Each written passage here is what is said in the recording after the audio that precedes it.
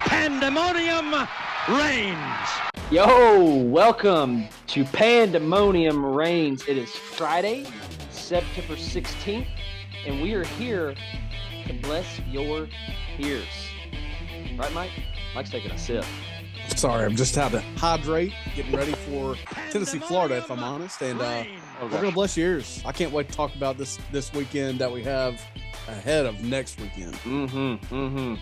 Not doing any Tennessee talk on this episode. I think our listeners are appreciating the fact, especially if you're a not Tennessee fan, you can go to an episode provided by your boys at Pandemonium Reigns where we don't talk Tennessee because, you know what, there's other fans out there besides us. They might, suck, but they're out there. Yes. Hey, Mike, I got some news to tell you. Let's hear it. Pandemonium Reigns is officially on Pandora. We have finally made it. We have arrived. What do you know? Thank you, Pandora. It only took us plus, almost a year. Kidding. We're a little over a month old. And with that said, us being a little over a month old, we have eclipsed the 400, Mike, 400 download mark. We're past it. I can't tell you how happy that makes me. Thank you all so much for tuning in, whether it's our orange casts that we talk Tennessee or previews and recaps the weekend, man. It means so much. We're having a blast doing this, and we're only going to keep doing it and get better doing it. So Thank you. And I have a very special thank you to send to Mrs. Penny Walker because I know she's carrying the weight out there. Yes. Bringing in the fam. Mama Walker. Hey, well, let's talk football. Tonight, we have a very interesting, at least I find this interesting, kicking off at 7:30. Florida State travels to Louisville to take on the Cardinals. And I don't know. Some people might not find this interesting. I kind of do. Florida State is coming off of still a pretty big win against the Bayou Bengals of LSU. What might we have to look forward to, I'm kind of springing this on you, regarding the Seminoles of Florida State? Are they staring at a bowl win? How big is this Louisville game to them tonight? Talk to me. I think Florida State's a little better than expected because, if you're just looking at them and the struggles that they've had, they fall into this category where you may think of Nebraska, you think of underwhelming teams, and I'm really happy, and I know you are too, about that outcome of the LSU game. And as Tennessee fans, we're not talking Tennessee, but as Tennessee fans, we need Florida State to pull a lot of weight down there in the Sunshine State, because it challenges Florida and it makes their life harder, and it spreads the wealth around a little bit. The more players that Florida State, and Miami land in their state, the less that Alabama lands, the less that Georgia lands. You know what I mean? It just helps us, especially the better that Florida State does, I think. But yeah, this is a big game for them. The ACC it's not the SEC, but every win, every opportunity to win a game matters, especially on the road. Louisville perplexes me. They came out and looked terrible in week one. I mean, absolutely terrible with that loss to Syracuse. And they've got a lot of hype. I mean, a lot of nice transfers. Malik Cunningham, are you aware of just how well he's done in his career? I mean, he's pushing Lamar Jackson records, understanding that he has played almost as many years or more than Lamar played, but that's remarkable. Oh, frankly. Well, absolutely. I can't say that I've sat here and watched them live, but I've seen several clips of Malik Cunningham, and I'll tell you this: the dude is not getting enough conversation around his name. No, he's not. He's really fun to watch. Really fun player. And like I said, Louisville confuses me because as bad as they looked against Syracuse in week one, they beat UCF, albeit at home, on a weeknight game like this Friday night game will be. So yeah, I'm interested to learn more about both these teams, and I'm rooting for Florida State because I do want them to be quote unquote back. Yeah. And see them finally rise up out of the pit they've kind of been in for the better part of, or they're pushing half a decade or more. So yeah, it's time. It's time, Florida State. Join the club. Hey, small correction here. That Louisville UCF game was actually in Orlando. That's Orlando. That's a road win for the Louisville Cardinals. No, I'm glad you caught that. Thank you. Yep. And yeah, that is again actually more confusing. How did they manage to lose to Syracuse? Maybe props to them for pulling that win. But yeah, that's That's wild. I thought that was a home game for Louisville, so a little bit more impressive. Yeah, sure. So Louisville carries a name that Tennessee fans are very familiar with in Tyon Evans, who is leading the Cardinals in rushing this year, 32 carries, a buck 64. I'm pretty sure he had more than that in the Missouri game last year, but that's neither here nor there. He's no longer a volunteer. He's a Cardinal. Malik Cunningham, here's another interesting stat for you, my guy. 30 for 51, 353 yards, 2 picks, no touchdowns. Eek. So he's kind of on that Anthony Richardson trajectory as far as no touchdowns passing and a couple interceptions. Not the company that you want to be in passing the ball. No. And he's a more shifty, if not a faster runner, maybe not as big physically, obviously, but wow, Yeah. that's surprising. Yeah, that's I'm going to sneak this in here real quick. I don't know if we're going to talk Florida at any point in this episode, but Ryan Phillips, you remember the name. He was a guest host for us a couple weeks ago, and we talked Georgia. I wake up to a text this morning from Ryan Phillips. It says this. Ryan, I hope you're listening, my buddy. It says, good morning. Fun fact, Florida quarterback Anthony Richardson has more tackles, 2, than touchdown passes, 0 this season.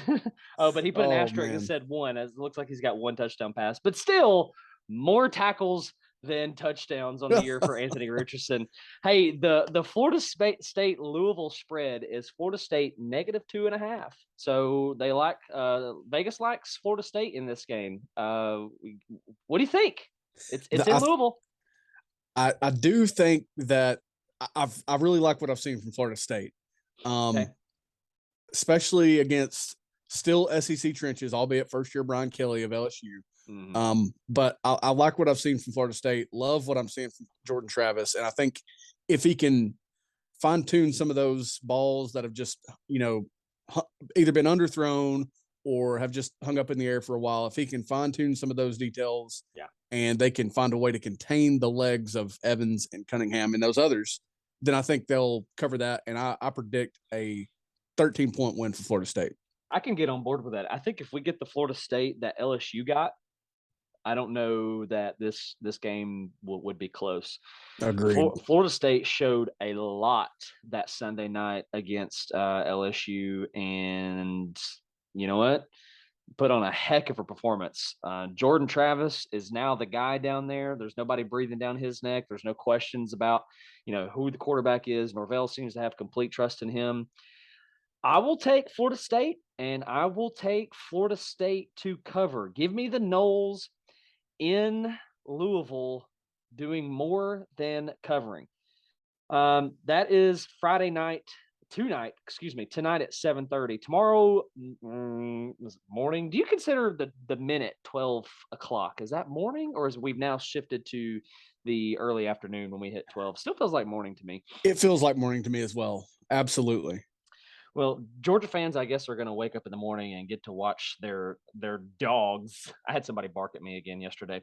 Oh, I'm so sorry, bro. I know.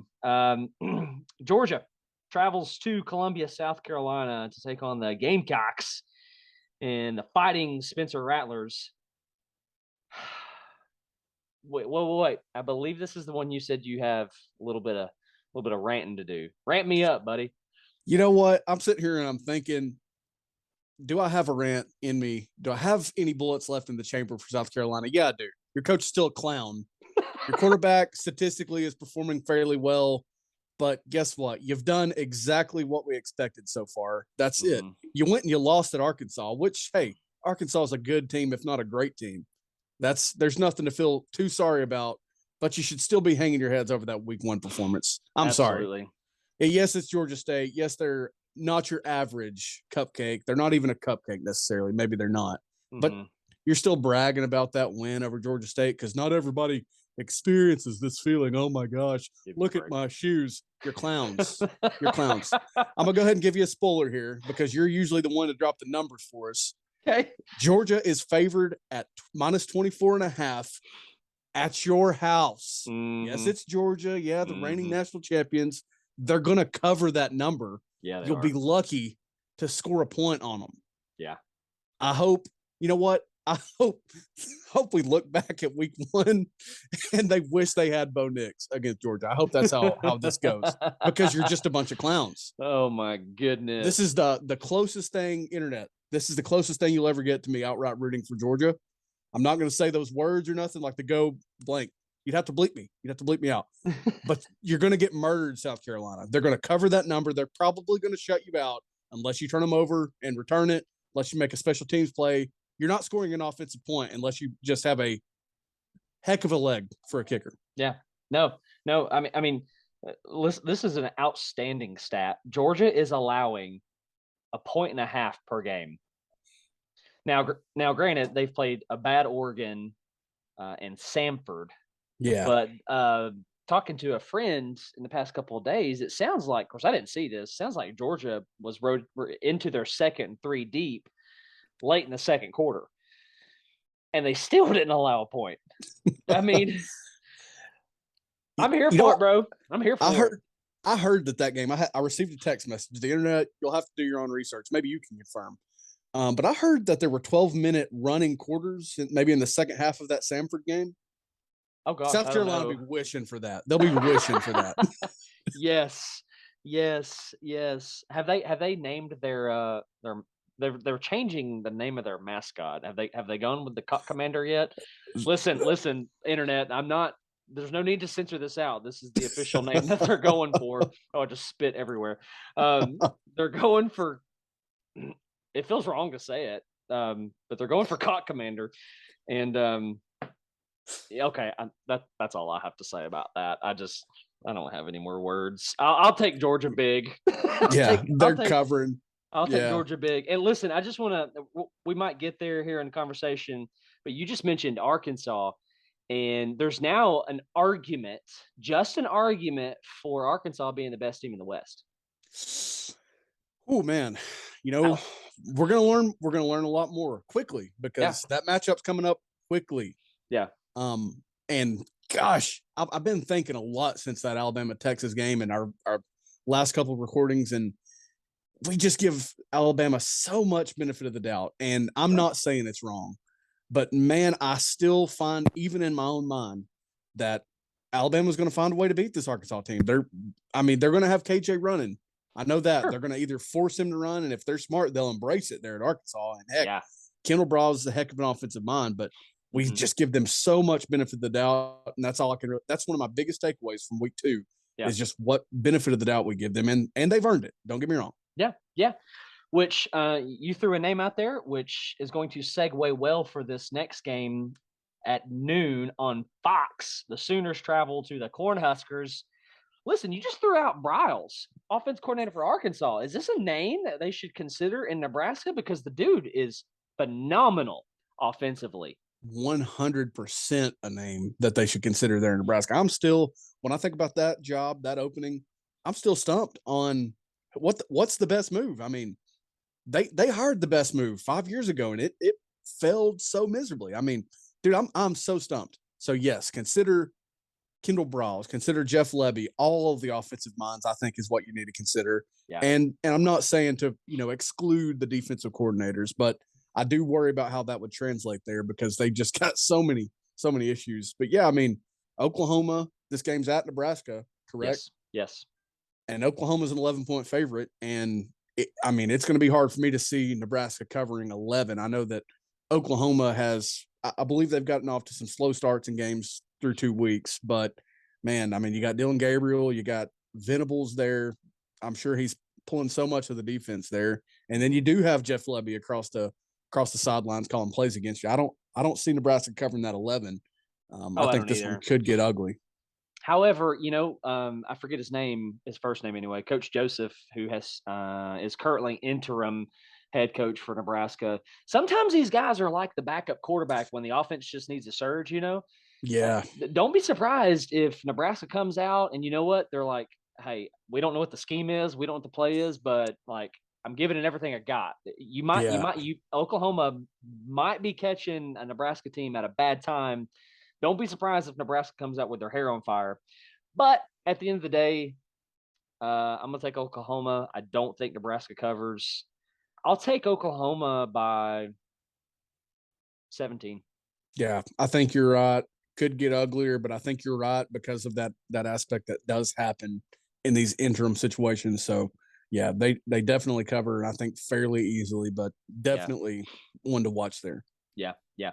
Hey, I want to spend about 15 seconds on this one. Kentucky coming off their Florida win victory, hosting whoever the mascot is for Youngstown State. It's actually Jim Tressel.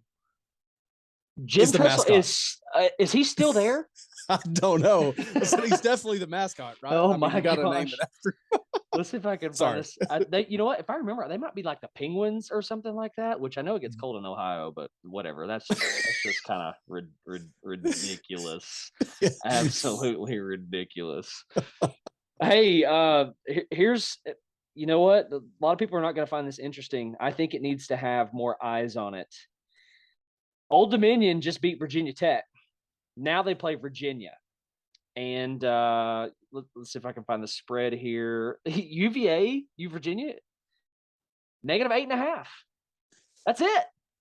Man, and that was a tight line on that VT Old Dominion game. It was close because people can't forget about a few years ago when Old Dominion beat them. And I know VT's got some issues. I do, and I know that they helped Old Dominion pull that upset. But Cavaliers, you better be on point Saturday. I'm actually, you know what? I'm just going to make a bold statement. I think Old Dominion covers that 8.5 because it's been a very slow start there for Tony Elliott. Yeah, at Virginia. So, man, I think Old Dominion covers that. They are absolutely on upset alert from me. Sure, I totally agree. And listen, Virginia is coming off a 21-point loss to Illinois. Yeah. Ooh. Illinois. God. Yeah. Do you know the name who's head coach over there in Illinois? Do you remember? Brett Bielema. My God. So listen, here's something of interest for Virginia. Quarterback, last name Armstrong. He's 34 for 65, 426 yards, only 2 touchdowns, 3 interceptions. I know we're early in the year, but you know what? You've played Richmond and you've played Illinois. Okay, maybe for the people in the back, you've played Richmond and you played Illinois.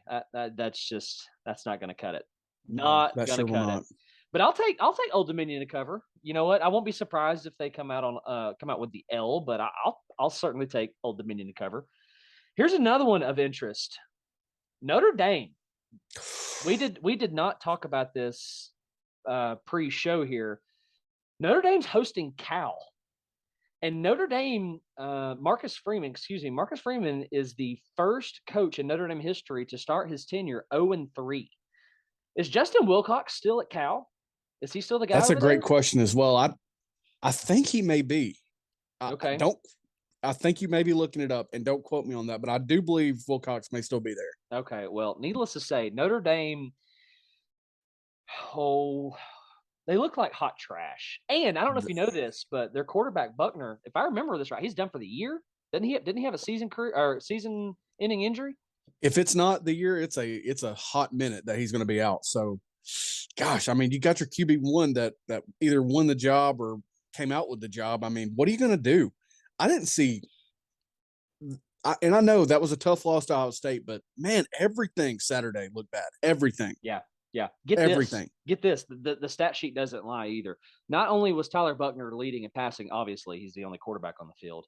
He was also leading the team in rushing.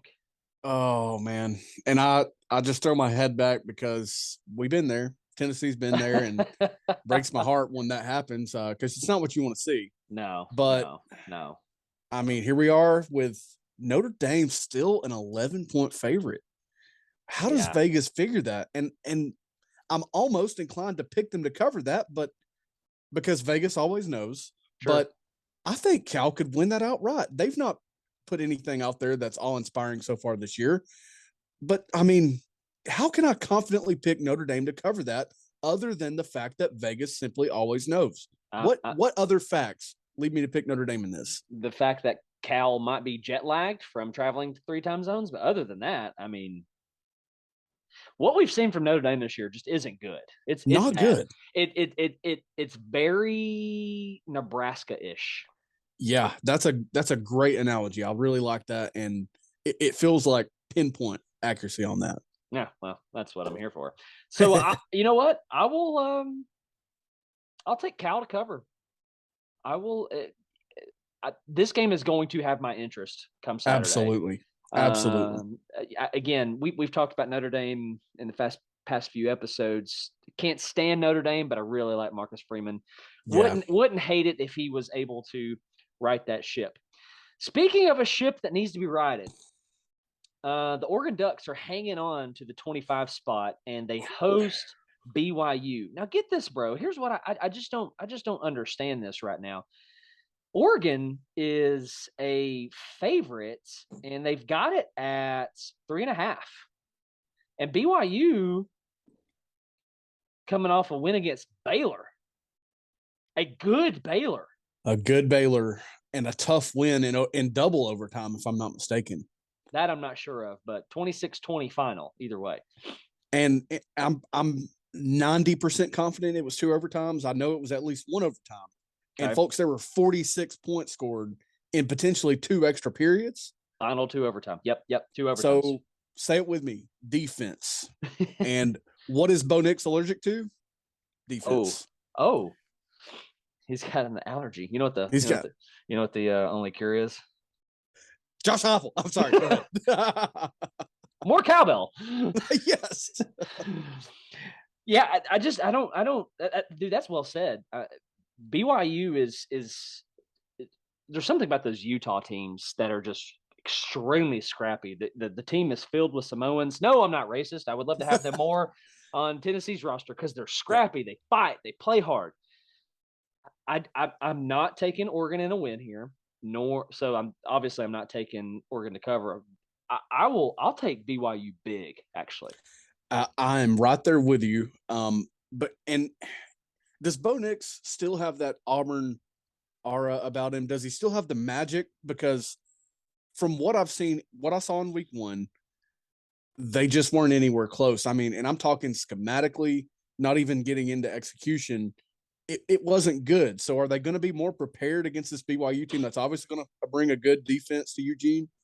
I'm going to take BYU to win that outright as well. I just trust him more. Kalani Sitake is a great coach. Yes, he is. And again, a scrappy team. And here's the thing. I couldn't even name probably 2 BYU players, if any. But I believe in every one of them, and I believe in their head coach, and I think they win this game outright. I'll say they win it by a touchdown or more. Fair enough. I don't know what – very similar to the last game we just talked about. I don't know what Vegas is seeing to put this at 3.5. Is it just because it's a home game? I mean, usually Vegas will give you that kind of favor, 2.5 to 3.5 based on where the game is played. But Oregon has left everything to be desired so far. You know, they've got a 70-14 win over Eastern Washington. But you know what? They absolutely wet the bed against Georgia. Yes, Georgia is probably the best team in the country, but I mean, it was just pitiful. Bo Nix is going to have to do better than that. Listen, there's another 3:30 game that has our interest. Ole Miss travels to Georgia Tech. You know what? Is this a game for Coach Collins that he might be able to sneak in there and pull the upset? Because if I remember right, no, Ole Miss hosts Tulsa the following week, and then Kentucky after that. I was thinking Kentucky was next. They might catch themselves looking to Kentucky. But needless to say, this spread has got Ole Miss at 16.5. Is there anything that should have our interest in Atlanta this weekend? I'll be interested to see, and this is what happens. We're going to go every week. We're going to learn more about teams that have not looked good so far. Every team, we're going to learn more. So this game will tell us about Clemson. Was Georgia Tech actually, were they good in week 1, or was Clemson bad? And I do think that Georgia Tech certainly got more pieces, and I'm glad that they've given Collins the amount of time that they have. It's going to take more time. So this game has my eyes because that's a rather large 16.5 point spread for Ole Miss. They're on the road in Atlanta. Not that that's Neyland Stadium or Yeah. the Horseshoe or even an SEC venue, but that's a large number. I do think Georgia Tech will cover that. But I just, we're going to learn a lot in this game, but I think Georgia Tech covers that. And this is more of a 2-touchdown game. I don't think it's any more than that for me. I think Georgia Tech has a weapon up their sleeve in quarterback Sims, who will need to play lights out in order to pull this off. I'll take at the end of the day, I think Georgia Tech is bad. I'll take Ole Miss to cover. This next game will have everybody's attention. The Nittany Lions and James Franklin. Gosh, I can't stand that guy. Traveling down to the Plains to take on the Auburn Tigers. Penn State, -3. Whew, man, 3-point road favorite, Penn State. Yep. That is interesting. And just to tell you the truth, I know that it was lackluster in week 1 against Purdue, but I trust Penn State more. I want Auburn to win this game. Absolutely. Don't confuse me. I'm with you on James Franklin. I could punch that guy in his face for what he did at Vanderbilt. We don't need to get aggressive, okay? Okay, good point. I'll bring it back down. Not really. I don't like the guy. I don't think a lot of him. I think his culture was rather trash at Vanderbilt. Oh, yeah. I don't know if it's been any better at Penn State because I'm frankly glad that he's far away from the Southeast where I'm at. Oh, absolutely. And where my rooting interests lie. But unfortunately, I trust his team more. I trust Sean Clifford more than TJ Finley and Robbie Ashford. Listen, Brian Harsin, pull it all out. Yes. Pull out every play in the book and wear them out. Yeah. But I'm going to say Penn State in a close one. Man, if it's Penn State -3 right now, I don't want to say push, but I could see them winning it by a field goal. But just for the sake of argument, I will say that they win it by a touchdown just because I trust them more. Yeah. Well, you know what? Auburn has, oh gosh, what's the word? Not been good. Yeah. And so I'm going to have a hard time picking Auburn here, but you know what?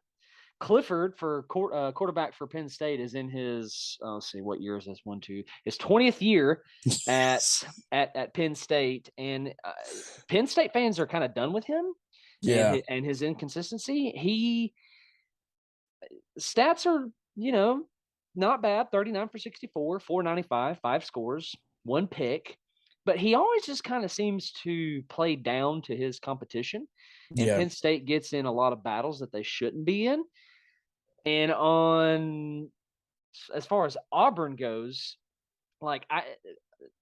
roster stat wise, there's several reasons here where I go, I just can't pick Auburn. But you know what? They took Alabama to the freaking wire last year. What Auburn team are we going to get? Yeah. It is the Ashford kid starting to slowly step in and take over that job from Finley, because Finley's not good. He sure isn't that good. He's not good. And if I'm Penn State, I'm daring you to throw it. I'm daring you. Hey, hand it. We want you to hand it to Tank Bigsby. We know how good he is, but we're going to have 8 and a 9th ready in the box. Tank Bigsby is that dude. But he is that dude. But he can only take on so many dudes by himself. He is human at the end of the day. I'm going to take Penn State, and I'll take Penn State by 10. Yeah. Comes down to trust for me. Down to trust for me. Hey, real quick, let me throw a little sneaky one in here for you very quickly. Our younger brother is the Commodores are traveling up to Northern Illinois. They've already made a road trip to Hawaii, my guy. Vanderbilt's playing at Northern Illinois. They are playing at Northern Illinois, and it's Northern Illinois -2.5. Hang on. I can't get past the fact they're playing at Hawaii and at Northern Illinois.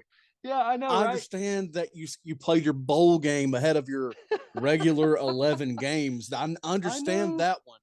But you're going to Northern Illinois, dude.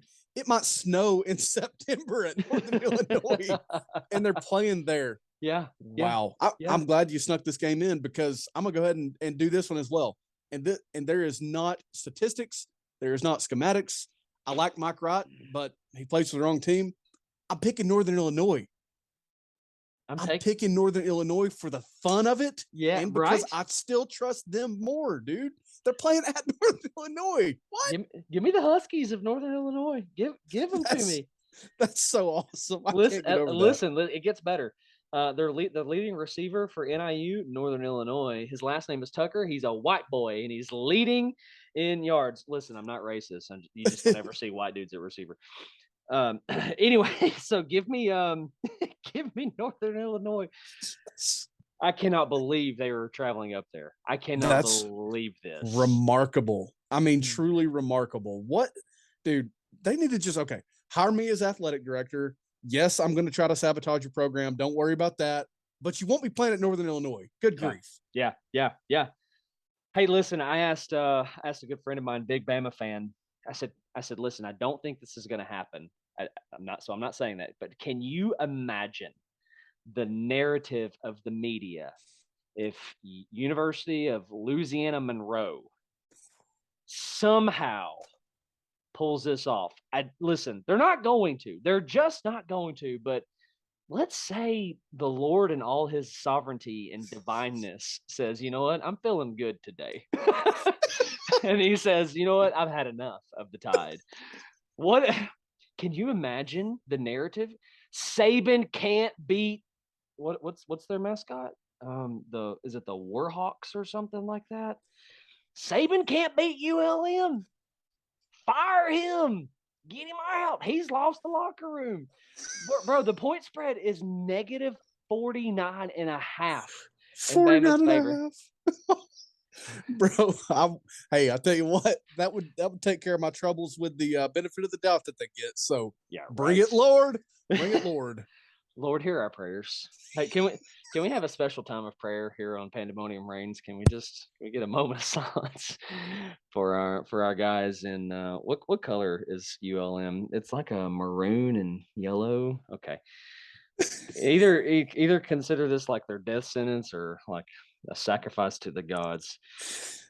I'm gonna take Bama to cover. I'm not going to take them to cover. That's just too much. And the only way they cover is if they have not stopped running stairs yet and they have to find a way out of that from that Texas performance. Yeah. So I wouldn't pick Tennessee to cover 50. I won't pick Alabama to cover 50 just because of how this goes. I wouldn't bet it. You know what? Saban, if history says anything, Saban is going to murder these guys. He will. He's treating that Texas game like a loss. Yeah. And that's how it'll go. But I'm going to be stubborn on that one. Is he calling the Texas game a rebuilding game? Yeah, I thought the program was rebuilt after your 12 or 13 win season last year. No? Okay. Hey, a lot of people are considering this Saturday kind of boring, but it's got a feeling to it. And I'm getting somewhere with this next game. It's got a feeling to it a lot like March Madness. And I say that because of this. Kansas, coming off a win against West Virginia, is taking on Houston. And that's a game I think we need to have our eyes on because it's only Houston -9. Yeah, I mean, that if I can pull my eyes into that game, they'll be there. If I can take my eyes off maybe the flashier games in that time slot, sure, yeah, then I'll be paying attention. Because man, there's something about Lance Leipold. I can't ever remember the pronunciation of that. Mm-hmm. But there's something about the guy, man. He's a dang good coach. You know, Buffalo's been a program that's kind of been there for a few years, so you maybe don't pay too much attention. It's kind of like Appalachian State. Like you don't pay too much attention. Oh, they're successful. It's what they do. But no, man, there's something about Lance Leipold because it's been a long time since Kansas started 2-0 for one, and they just beat a pretty good West Virginia team, I think. Yeah, a West Virginia team that went toe-to-toe with Pitt. Yeah, absolutely. And that defensive line for Pitt is pretty nasty, and they got some weapons as well. So, yeah, great point. Hey, let's sneak this one in here. Where did it go? What happened? Oh, there we go. Appalachian State's coming off a big win against Texas A&M, and they host Troy. I don't know anything about Troy, but they got Appalachian State at 12.5. I'm going to say they cover. I think that Appalachian State is perhaps immune to a letdown after a massive win like that. There's just something about the place, man. The way I've talked about it is they continue to have this success. I actually referenced it a moment ago, where it just, if their coach gets poached to a big job, doesn't matter. We're still here. Yeah. And I think they've got a bunch of veterans in a lot of the right places. Chase Bryce wasn't particularly good at any of his previous stops, but I mean, he's still in college football. It's crazy. And I think that they're bound for a special year at this point. I'm here for it. I mean, they were so close to pulling off an upset against North Carolina, went to College Station and got a dub. I don't know why they don't do anything more than cover. So I'm gonna take them to cover. Yeah. Mississippi State at LSU. Mississippi State at 2.5. I like it. You know why I like this? And hey, sorry folks, we're not on an orange cast, but the goggles are coming on. If Mississippi State can go down to Death Valley and be a 2.5 point favorite, that tells me Tennessee can go down to Death Valley and be a 2.5 or a touchdown favorite. I mean, we were a touchdown favorite on the road at Pitt, much further away from home, or excuse me, far away from home. Good environment. That was a good crowd there at the place. And I know that Tennessee fans played a part in it in Pittsburgh, and they will in Louisiana as well. But here again, trust for me is in the hands of Will Rogers and the Pirate. Yeah. And don't ignore the fact that their defense is playing pretty well also. Okay. Arnett down there at DC, he can coach some defense. And you definitely don't think defense when you think of Mike Leach. But they've got a good combination right now between having some veteran guys and I believe his first name's Zach Arnett there at DC for the Maroon Dogs. Give me them, man. Give me them by 2 touchdowns at Death Valley. Oh, 2 touchdown favorites or 2 touchdown prediction in Death Valley. I like it. Gosh, I'm gonna have such a hard time. I mean, you're talking about a game that kicks off at 6. It's getting dark. The voodoo dolls are coming out in the Bayou. Yeah. I will take a Mississippi State win, and I'll take Mississippi State to cover, but only because it's a field goal. Okay. I'm with that. It's a field goal.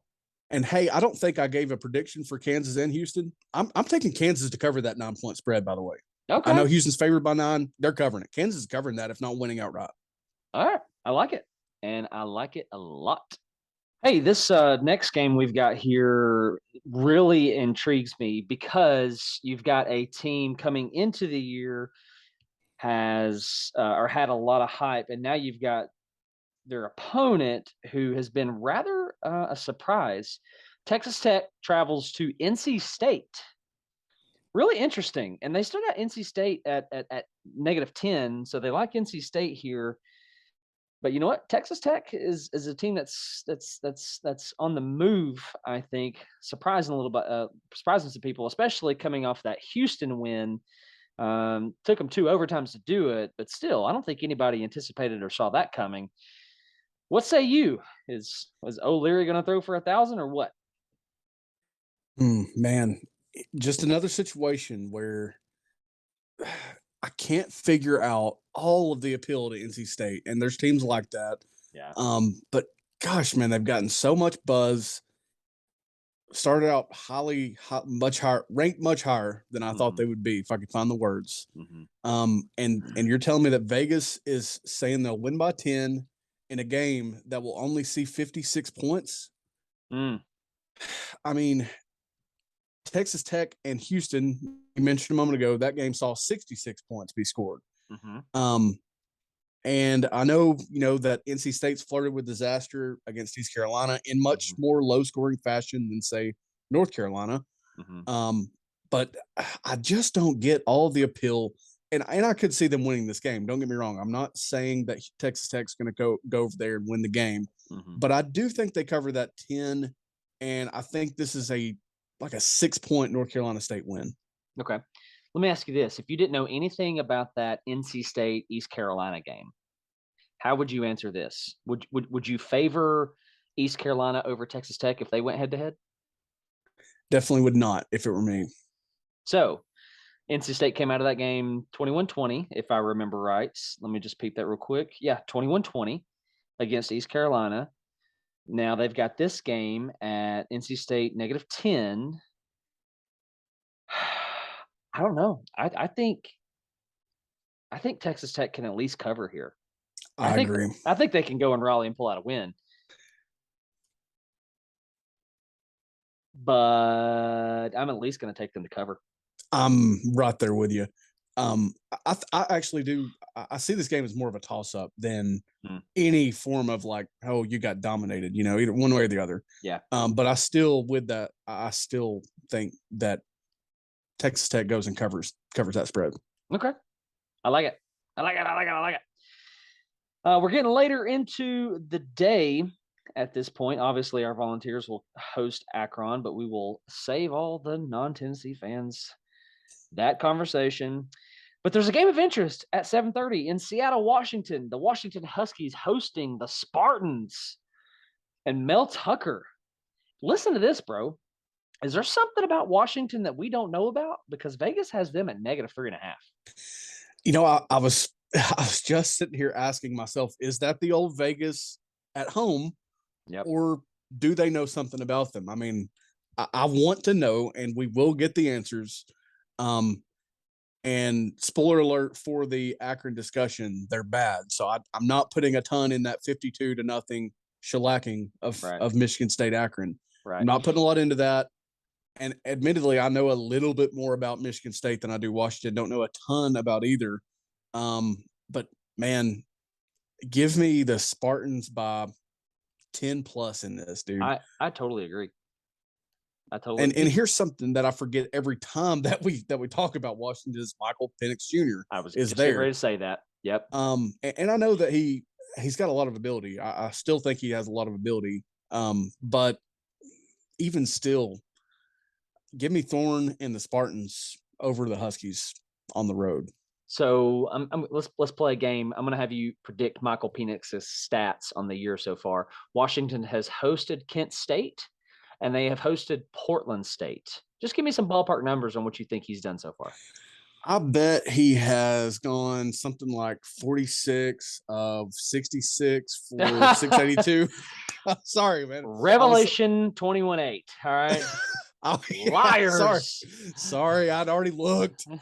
Ugh. Sorry. I mean, the stat sheet's great, but then you look at the opponent, right? Yeah, it's not so hot. However, I think Michigan State, and this could be my bias because I like these guys. I like Mel Tucker. You know what? I think Michigan State's a top 10 team in the country, and I don't think Washington right now is a top 25 team in the country. I'm gonna take Michigan State, and I'm gonna take them big. Yeah, I'm gonna take them big. Listen, Michigan State, from what we know, from what I know from right now, is we're gonna run it in your mouth.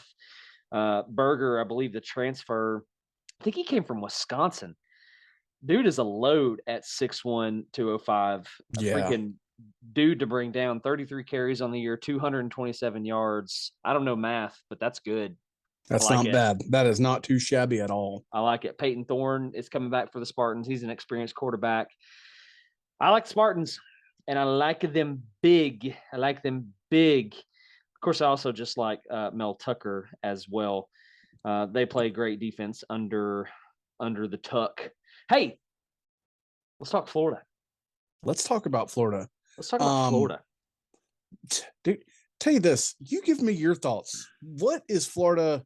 And I know that South Florida is nowhere close to the South Florida of 10, 15 years ago, but what's the attitude? What's the mentality for Florida in this game? Because, I think they could completely overlook South Florida and be looking to the trip to Knoxville and win this game. That's just the athletes I think they have, and that South Florida may not have. Yeah. But where are they at right now? If you're in your gut, where's Florida right now? I'm not so sure how to answer that, but I can tell you what I want if I'm on that Florida coaching staff. And what I would want is for Anthony Richardson to sling it around a little bit, find some plays he's comfortable with, find some completions, maybe even a touchdown underneath his belt for passing, and get him into a rhythm. Because next week, listen, say what you want. I know there's Georgia fans listening. I know we've got Bama fans listening, but Neyland is going to be a hostile environment, and this is going to be their first road game, right? Yeah. On the year, and it's going to be at Neyland with and Richardson. Words are hard to find apparently. This year, Richardson is the quarterback. He wasn't last year. This is his first year as Q. But if I'm this coaching staff, if I'm a fan, even, it's kind of similar with what we want out of Hendon Hooker this week. Get yourself in rhythm, right? For Richardson, I think I want nearly the same things. Get him in a rhythm. Hey, let's explore the playbook a little bit. Let's find some stuff that you like. And you know what? If we put it on film, we put it on film. But we need to find some things that we like for you. We need to give you some reads, maybe even throw some concept routes for him and his receivers, because I'm about 99% sure one of those picks that he threw last week against Kentucky was a concept route, and they're reading what the corner does. Yeah. Richardson saw hitch, receiver read go. Yeah. Richardson threw the hitch, corner sat, and it was beautiful, right? And then the corner said, "Go." Sorry. Hey, bro, that just fit too perfectly. that's a dad joke right there, man. Well done. Well done. Man. But they've got this game at Florida -24, and I don't hate that. I think Florida can. They're good enough to kind of roll the ball out and get the win. Yeah, I agree. Now, USF does have the Baylor transfer, Gary Bohannon, at quarterback. So that's interesting. That. Okay. This game is interesting because, again, not to spoil the Orange Cast, but Florida gets the benefit of a kind of dynamic quarterback, Gary Bohannon, as well as Tennessee, if Akron's quarterback is healthy, gets the benefit of a dual threat quarterback. He's not Anthony Richardson. If you are that type of athlete, again, I don't think he's your Heisman, but he's a good athlete. Yeah. But it's funny because both teams, both Florida and Tennessee, kind of get the preview, the lighter version of what they'll face the next week. But I also like Florida to cover that. I think, just the consensus about South Florida is you probably could roll the ball out and borderline cover that, not only win. Yeah. So I do think they win. I think that defense will kind of shine against the team that has some holes in it. Yeah. And if they're smart, they will protect Richardson at all costs, not run him a ton. And agreed, find some consistency there in the passing game because it's needed at this point. Sure. If I'm a Florida fan, I think I still want to see, even if you're up big, I want to see Richardson in there late in the third, just throwing some balls, not trying to run up a score, but just trying to, find your place as a passing quarterback, right? Because right now it's underwhelming. I'm not going to say it's bad, but it's not where you need it to be to compete in this conference. Certainly agreed. So I will and listen, I don't want to hear our listeners think, well, they're saying that Tennessee's playing just as good as an opponent. Please don't hear that, because we're not. If USF was lining up against Akron over the weekend, I'm going to take USF and I'm going to take them big. Oh yeah. So it's not even a comparable opponent. But anyway, moving on, let's see what we got for the rest of the night. Interesting game here, I think. Clemson, who's I've thrown this word around several times on the show, underwhelming. Their offense is bad. It's bad. But they're hosting Louisiana Tech, which is one of the better teams inside of the group of five. And we've got Clemson. It's a 33-point spread. Nope, I'm not taking it. No. I'm not taking it. And reminder, we talked about La Tech coming off of week 1 and keeping it close with Missouri. For a lot longer than, frankly, it should have. Good point. And I think Missouri should have been able to put Luther Burden wherever they wanted to. God knows they love to move him around, and he's a good talent, but they should have been able to drop him back as a passer and do better than they did against La Tech. So will La Tech be able to challenge Clemson just in sheer athlete? No.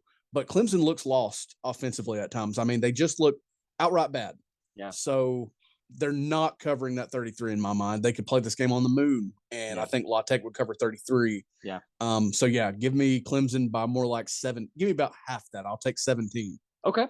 There's a point that I want to make in this game, and this is really the only reason I wanted to bring this one up. I think this is the game where if DJ does not get it together, this is the game where he loses the job, because Cade Klubenek can come in, and he came in week 1 and he played well. And now he's 3 weeks into the regular season. He's put on the jersey a couple weeks now.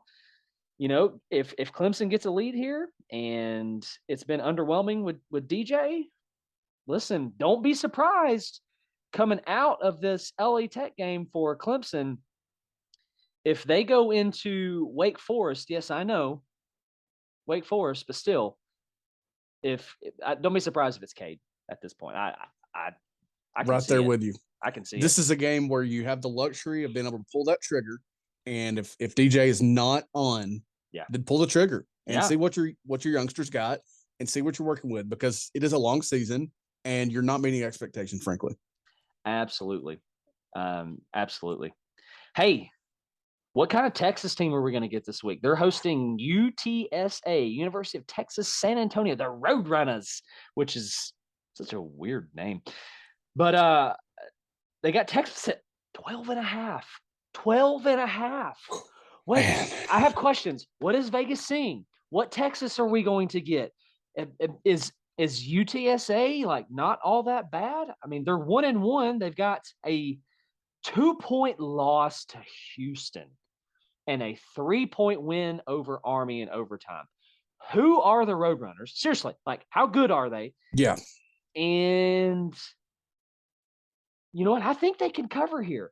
I think it just depends on what kind of Texas we get. Are we going to get a 2021 Texas post Oklahoma, right? Yeah. Or listen, there's no question. If we get the Texas that we saw against Bama, like, this is a blowout. It's ugly. Yeah. Or they'll win by double the spread if they get that Texas. Yeah. I mean, again, another game that's not catching light that I'm interested. I'm also interested. And I just glanced at some stats for UTSA. And man, get this, okay? Two games. Both games have gone to overtime for UTSA. Frank Harris, though, as a passer, has thrown for 696 yards in 2 games. I mean, talking about almost 350 per game. 6 touchdowns, 1 pick. That's efficient. What's maybe not efficient, or maybe this is more by design, because I don't exactly know who UTSA is either, but they don't even have a 100-yard rusher to this point of the season. And Frank Harris also is your leading rusher at 93 yards. So, who are they? Texas cannot afford a drop-off. If they're going to get this rebuild right, you got to come out and have no semblance of a drop-off here. Yeah. Cover that spread easily. The thing that I worry about, in addition to what Texas do you get, is where's Hudson Card at? I mean, I don't think they trust number 3 very much, or else we would have seen him, I think, because Hudson was, gosh, dude, in no shape to be playing against that defensive line for Alabama, and barely able to do it. So who's at quarterback? Because Ewers is out for a few weeks. So who we getting? Where's Hudson at? The other aspect is they could probably run it a lot better against UTSA. So give it to Bijan 50 times. Keep him healthy, but give it to him a ton. You know what? I think it's really interesting you say that, because if I'm a Texas fan, I might be thinking, you know what? It's not the worst case scenario if we get into a shootout with a UTSA, because at the end of the day, our roster from top to bottom is going to be better. And I think that our dudes are just better than their dudes. And I need Card to throw it around a little bit. I need him to get comfortable, because we travel to Lubbock, Texas next week and play the Red Raiders in Texas Tech. I need him comfortable. I need some passes underneath his belt. I need some rhythm there from him. Right. And just to clarify, I'm with you. I just don't know where his health is at. You know what I mean? If it's an ankle, then he's probably not going to be very confident dropping back, putting a lot of weight on it. So that's where I'm coming from. Sure. If you need to lean on Bijan, you would much rather save him for your conference slate and big games later down the year. But I'm wondering where Card's at physically. You know, can he put weight on those legs, because he was barely able to walk off the field. And that's despite how funny it was watching him scramble on that play where he gained about 20 against Alabama. But where's he at? Because they don't trust number 3, I don't think. So got to figure out where he's at. And I agree. If he's able, pass it around. Yeah. I'm with you. And then when you say they don't trust number 3, you're talking about Ewers, right? Who are you talking about? Sorry, quarterback number 3, the third string. Oh, okay. That threw me off a little bit. Yeah. No, you're exactly right. surely it's Hudson Card. Even if it's an ankle, I have to think it's Hudson Card in this situation. I would think so as well, but I just wonder where he's at physically, because he was obviously in a lot of pain. He had to be. Yeah. Well, if I'm a Texas fan, that's what I want to see. I want 30 to 40 passes out of him on Saturday. I'm great with that. If he's capable, I'm so good with that. Yeah.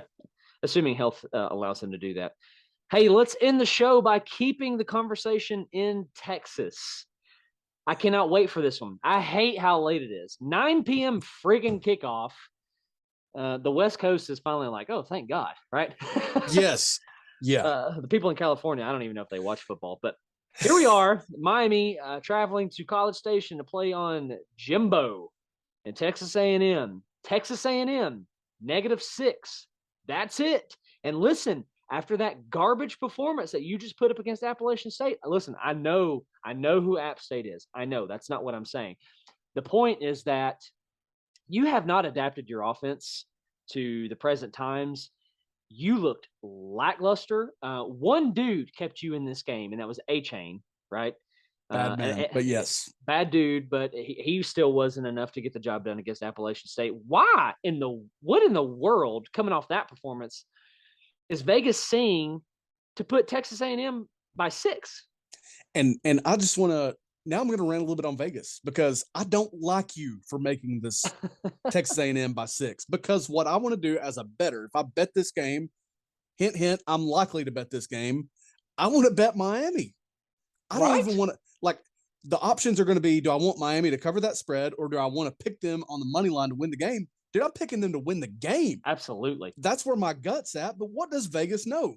Like, here's the questions in order from that standpoint is, are we further lifting up Jimbo as in, oh, he's a Saban assistant, he beat him last year? Are we giving them the benefit of the doubt to, clean up everything and be mad about the Appalachian State game? Because frankly, where I'm at is I don't think it matters if they are mad, because the scheme is so bad. The quarterback plays so bad. The defense wasn't even that great if you let Appalachian State beat you. Yeah. Dude, I heard they ran less than 40 offensive plays against Appalachian State. That's bad. How do you do that? How do you do that? And this is not even like we're comparing to an offense like ours who snaps the ball as often. You need at least 20 more snaps against a team like Appalachian State. Every single game you do. Absolutely. That's bad. That's so bad. So bad. So yeah, I mean, because it's what I would do when I log in to my bet account and bet this game. I'm betting Miami to win this game by that amount, at least, if not more. I'm with you, man. If Texas A&M doesn't come out absolutely on fire, then Miami wins that game by more than a touchdown. I love it. Hey, listen, can you send me your Venmo once the show is over so I can place some bets as well? So you can. Absolutely. Because betting is illegal here in Georgia. Hopefully my boss is not listening. So, listen, I think this game simply comes down to quarterback play, which it's just been atrocious for the Aggies. And Miami's got a pretty good one in Tyler Van Dyke. Let's see if I can't find his stats very quickly. 33 for 45 on the year, 454 yards. That's good for a 73 completion percentage at 73. He's got a long of 52. He's got 3 scores and a pick. Yes, he's been sacked 4 times, which is not great because you've played Bethune-Cookman and Southern Miss. So not great opponents for those guys. But you can't convince me that Haynes King is going to do any better. Right? No, absolutely not. I'm taking Tyler Van Dyke to outperform whoever takes snaps for A&M on Saturday. And get this, Parrish, they've got 2 juniors in the backfield. Parrish Jr., 37 carries, 217 yards. Franklin Jr., 21 carries, 127 yards. They're both averaging right at 6 yards a carry. Man. They're not, so they don't seem to be one-dimensional, right? Right. Tell me, Vegas, what are you seeing? I want to know. And again, we've alluded to it in almost every game we talk about. But yes, it's on the road. Yeah, for Miami, it's a trip out to Texas. But man, I'm perplexed. I am perplexed by why you think that the Aggies are a touchdown favorite. They should be winning this game by a touchdown. That just perplexes me. Yeah. And here's something else I noticed when looking at these stats for A&M. You know, I think I complained in the post game, the recap of last week about getting A-Chain the ball more. Mm-hmm. Well, they've given it to him 28 times on the ground for a whopping 108 yards. Yuck. 3.9 per carry, which is not terrible. No. Tennessee's done worse. Other teams have done worse. That's not the worst you ever see, but that's pitiful for what they've played so far. Yes. Pitiful. Pitiful. That's my best Schmidt impersonation. Pitiful. It's so bad. Hey, listen, that's the end of the show. Again, a lot of people saying, man, what a boring weekend. I guess I'm going to go mow my grass. Well, you have fun doing that, because I think we could be staring at some upsets this weekend, some surprising stuff, some, man, I love college football kind of stuff. I think it has March Madness written all over it. I really do. And if I'm wrong, feels like 07. Hey, feels like 07. And if I'm wrong, you know what? We only have a few listeners. There's only going to be a few people that tells me, hey, Dan, you were wrong. Hey, and also just listen, y'all, it's already week 3. I'm not saying, you know, you're not in November, October, even December, but cherish this beautiful sport while we have it. Absolutely. After this point, we'll be a quarter of the way through the regular season. Yeah. Good content, bad for the vibe, because the season's just flying by. Yeah. Yeah, absolutely. Cherish it. I'm going to end this in the show by saying this. Nebraska, I hear Urban Meyer wants to get back into coaching. This has been Pandemonium Reigns coming at you on this beautiful Friday, the night before football. It's like Christmas Eve, basically. Talking week 3. Thank you so much for spending your time with us wherever you are. You could have been anywhere, but you were with us, and you let us tickle those ears. We did some tickling, didn't we? We did some tickling, son. We tickled the ears. Y'all got a lot of wax up in there. Y'all need to get that out. You should probably see a doctor. We love you guys. Hope you have a fantastic weekend. Hope you have a fantastic Saturday. Hope your team wins unless they're playing us. Go Vols. God bless.